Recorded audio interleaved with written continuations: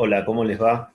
Hoy vamos a hablar de un tema que surge en los años 90 a raíz de los cambios de la llamada sociedad industrial a un tipo de sociedad postindustrial, ligada al conocimiento, ligada a la información, un nuevo capitalismo, capitalismo cognitivo. Ya veremos que hay muchos nombres para identificar esa ruptura, pero ahí en los años 90 surge un debate en torno al tipo a los cambios en el mundo del trabajo, que ya se venían sucediendo desde las décadas anteriores, pero en los 90 aparece una teorización que surge en Francia y en Italia sobre todo, que tiene que ver con la noción de trabajo inmaterial.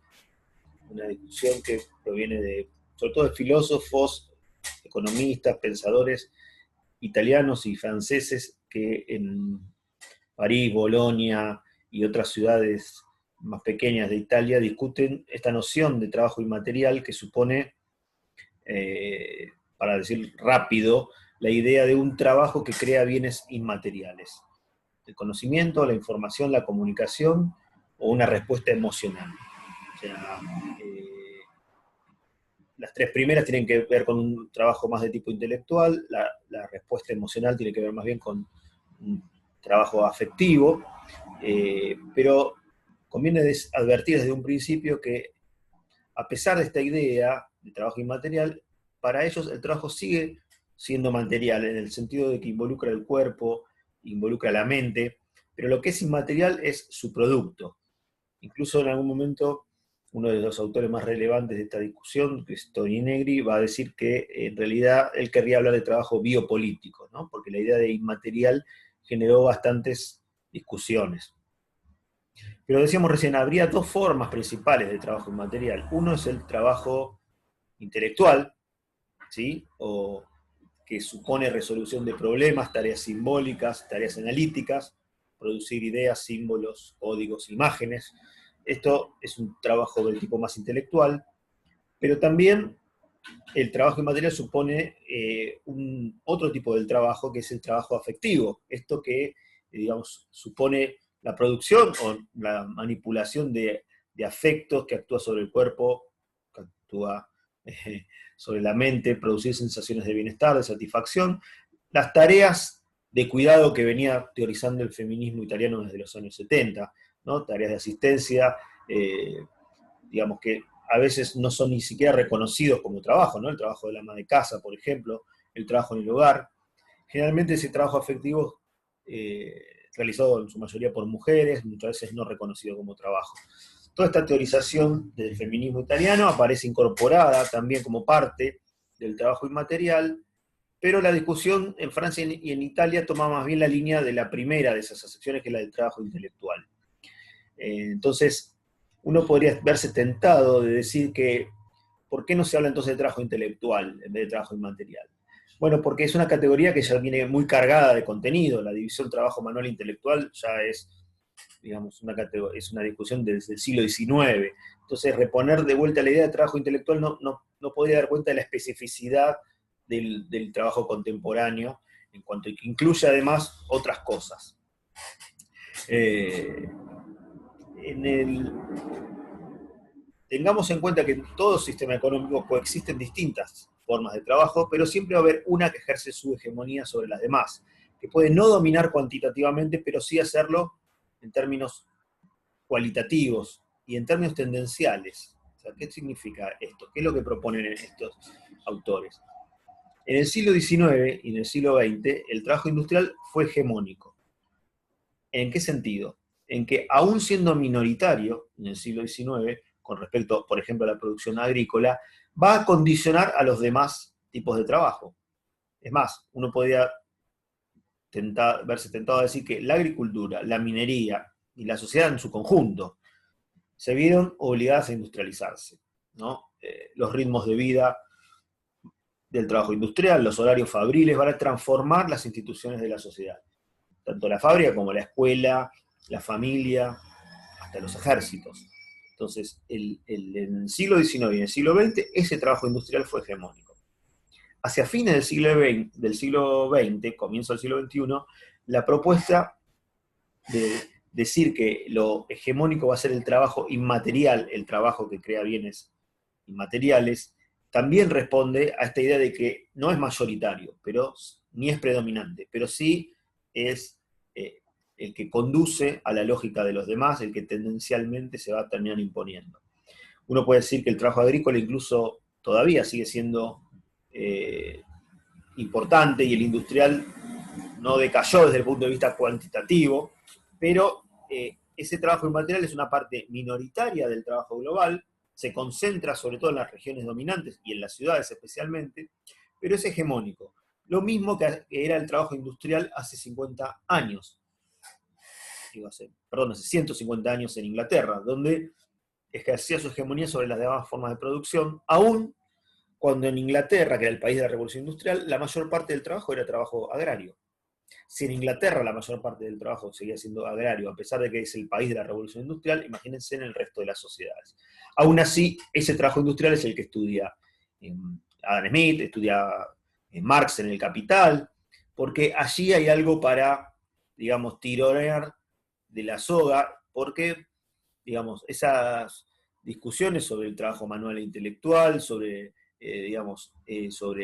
tienen que ver con la teoría del valor trabajo y con la producción propia del sistema capitalista. La discusión del trabajo inmaterial también va a discutir nuevamente la separación de trabajo manual e intelectual, ¿no? En este trabajo, cuando es un trabajo de tipo cognitivo, cuando hay un lugar para el lenguaje, para el uso productivo de las facultades genéricas del hombre, va a haber nuevamente una discusión sobre el trabajo intelectual. También una discusión sobre la teoría del valor, ¿no? O sea, en el marxismo clásico vamos a ver que la teoría del valor trabajo, que había sido dominante, no en la economía, sino en el marxismo, va a empezar a verse revisada, sobre todo por la cuestión de la medida del valor, ¿no? Acá recordemos que mientras que la medida del valor trabajo no gozaba del beneplácito de los economistas, en la gestión concreta de las fábricas capitalistas era una realidad palpable. También el trabajo inmaterial permite discutir el lugar de estos procesos, el lugar de ese trabajo inmaterial en los procesos de trabajo, ¿no? Va a haber cambios en la noción de productividad, en la relación formación-calificación del trabajo, la organización del trabajo, digamos, a un taylorista, fordista, postfordista, va a verse atravesada por estos trabajos también, y obviamente que las condiciones de trabajo van a cambiar, pero no necesariamente esto implica una mejora, ¿no? El trabajo cognitivo también tiene sus, digamos, no tiene el esfuerzo del uso del cuerpo, pero sí hay un estrés psicofísico, altas dosis de estimulación artificial, no disminuye la jerarquización tampoco, ni disminuye digamos, el hecho de la supuesta creatividad tampoco garantiza menores niveles de estratificación de la fuerza de trabajo.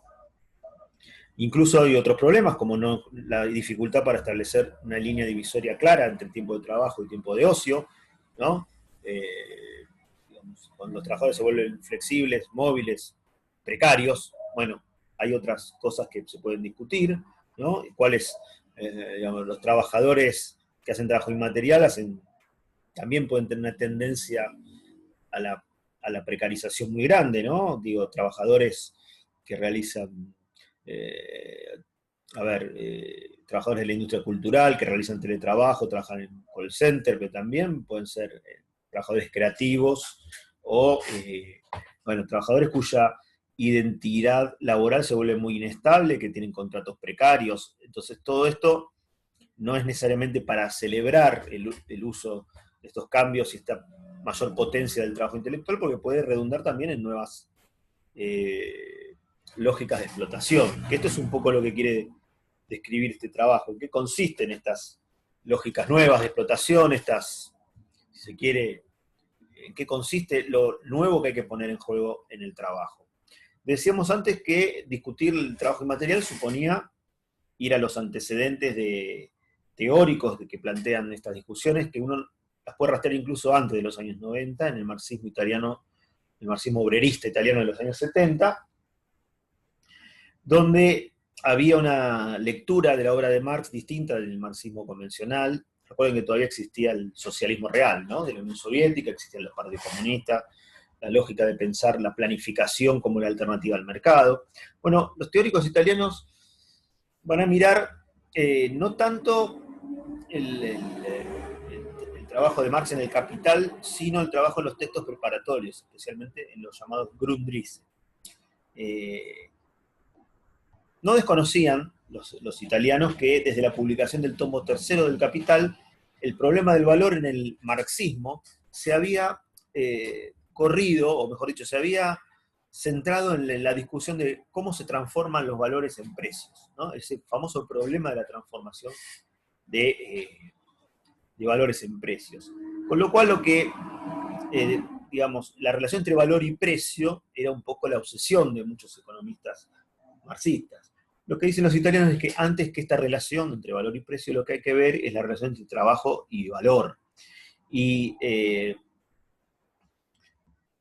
si bien Marx había planteado la cuestión también en términos de cantidades, la cuestión del trabajo, digamos, cierta cantidad de tiempo de trabajo abstracto equivale a una cantidad de valor, no tiene sentido digamos, hoy no tienen tanto sentido esas unidades mensurables y homogéneas de tiempo de trabajo como medida del valor.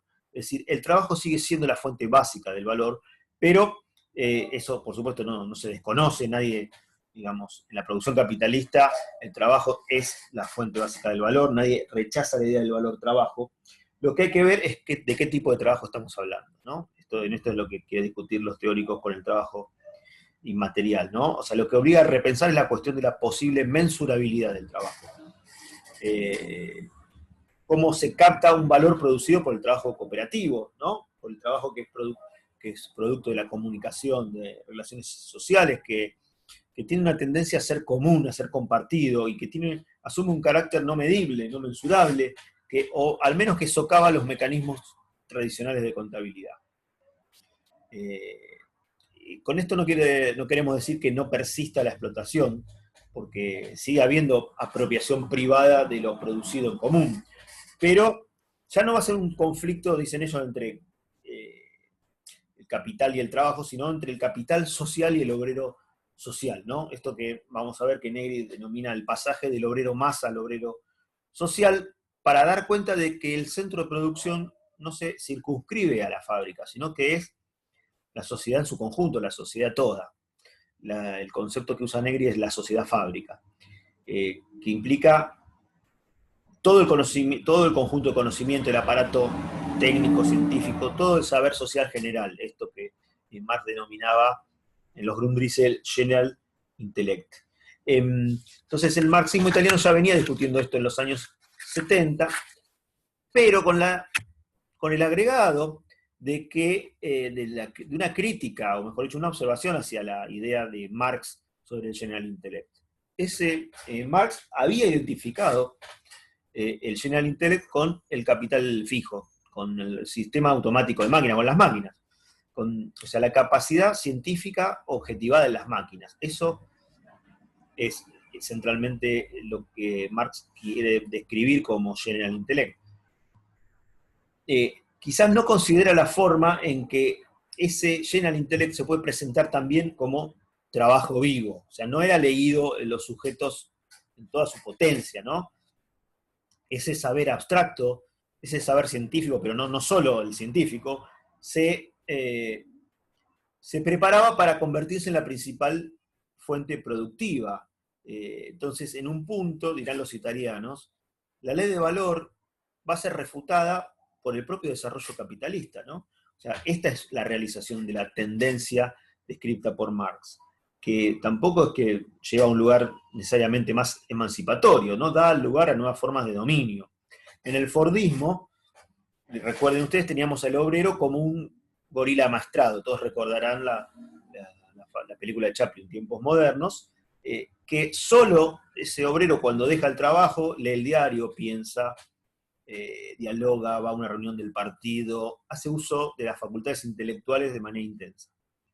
En el posfordismo, en cambio, la base del trabajo es el ejercicio de estas facultades humanas genéricas, ¿no? Lenguaje, memoria, capacidad de abstracción, inclinaciones éticas, estéticas, aprendizaje. Por lo tanto, en el posfordismo se diluye la diferencia entre tiempo de trabajo y tiempo de no trabajo.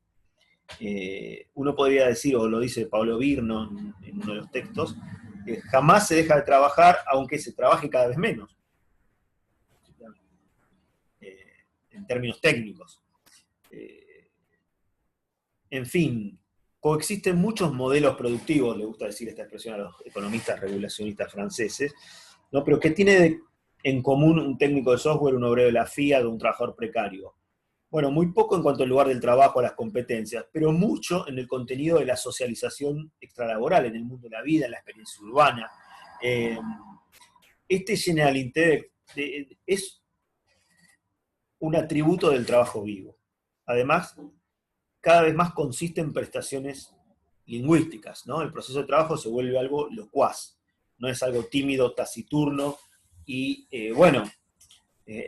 justamente estos filósofos dicen, bueno, volvamos a Saussure, a Wittgenstein, a los filósofos del lenguaje, más que a los economistas, ¿no? Un poco exagerada quizá la afirmación. Con lo que quieren mostrar es que, bueno, el modo de producir se sostiene sobre los saberes, sobre el lenguaje, y escapa a las categorías económicas o económico-productivas de la economía política, y no deben ser buscadas tanto en relación con el trabajo, sino con las formas de vida, el consumo cultural, los usos lingüísticos.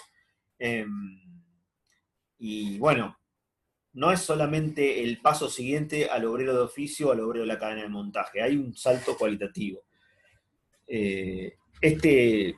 Digamos, este General Intellect, de algún modo, es un saber social abstracto que estaba objetivado en el capital fijo, estaba transferido a las máquinas, que podría circular perfectamente como trabajo vivo, y eso es lo particular del periodo postfordista contemporáneo. Ahora bien, los trabajadores que realizan este tipo de trabajo, llamemos informáticos, de la industria cultural, de la industria del diseño, de la industria del entretenimiento, de la industria multimedia, teletrabajo, bueno, todos trabajos que algunos generalmente son trabajos de servicios, pero también pueden ser trabajos dentro de la industria, trabajos de valorización del conocimiento dentro de la industria, o en laboratorios de investigación y desarrollo, tienen una identidad laboral mucho más inestable que si se compara con el periodo fordista.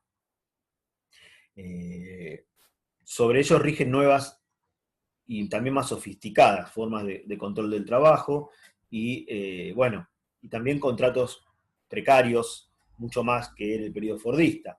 O sea, el trabajo industrial podía ser monótono, podía inhibir la creatividad, pero te permitía planificar tu vida, ¿no? En el contexto del estado de bienestar, esto era algo relativamente programable, planificable. El trabajo inmaterial es creativo, sí, pero sin esa seguridad. O sea, exige, dicen los autores, ¿no? Ser un equilibrista, en el sentido de que el trabajo no es tanto en la fábrica, sino que es un equilibrio por la ciudad, ¿no? Telemarketers, traductores, investigadores, docentes, ¿no? Ya no son el proletariado, sino serían el precariado. Y algunos van más allá y hablan de cognitariado. En realidad, esto de pensar en la cuestión de la precariedad es un poco para pensar que lo que están viendo los teóricos del trabajo inmaterial es los nuevos trabajos, o mejor dicho, queriendo de alguna manera mostrar de manera crítica en qué consisten las nuevas prestaciones laborales, que a veces son celebradas como las nuevas competencias o un trabajo menos penoso. Uno de esos autores, Pablo Virno, que acabamos de mencionar, va a decir algo interesante, ¿no? Que el trabajo absorbe los rasgos de la acción política en el siguiente sentido. Supone el trabajo cada vez más una relación con los demás, hablar en público, pensar rápido, exponerse a la mirada de los otros, lidiar con lo imprevisto, con lo contingente. A ver, son categorías políticas que hoy son categorías del trabajo, ¿no? No es más el gorila amaestrado del Fordismo. Esto también forma parte de lo que autores como Boltanski o Chapelo llamaron el nuevo espíritu del capitalismo, ¿no? Digamos, donde las empresas, digamos, juveniles arriesgadas, por decirlo de alguna manera, te prometen además la realización personal y, digamos, se trata de un capitalismo cool, multicultural, ligado a las plataformas, etcétera, pero esconden el proceso de trabajo inmaterial que está por debajo. Vamos a ver que toda esta teorización después va a llevar a otra teorización sobre la lógica propia del capitalismo basado en el trabajo inmaterial o trabajo cognitivo, que es el capitalismo cognitivo, ¿no? Donde, digamos, también vamos a ver que esto hace pensar en que la regulación del nuevo capitalismo tiene que orientarse a, por ejemplo, a darle creciente importancia a las formas inmateriales de la propiedad, a la propiedad intelectual, ¿no? Y a, bueno, de algún modo, a dar cuenta de que hay una posible economía del conocimiento, una economía social del conocimiento, o una verdadera economía basada en el conocimiento, pero que en realidad lo que tenemos es otra cosa, que es un capitalismo cognitivo. O sea, en el caso de una economía basada en el conocimiento, habría una expansión de lo común, el conocimiento es un bien común, mientras que en el capitalismo cognitivo vamos a ver que lo que opera son bloqueos a lo común. Por ejemplo, las leyes de propiedad intelectual vamos a ver que ejercen esta tarea de bloqueo.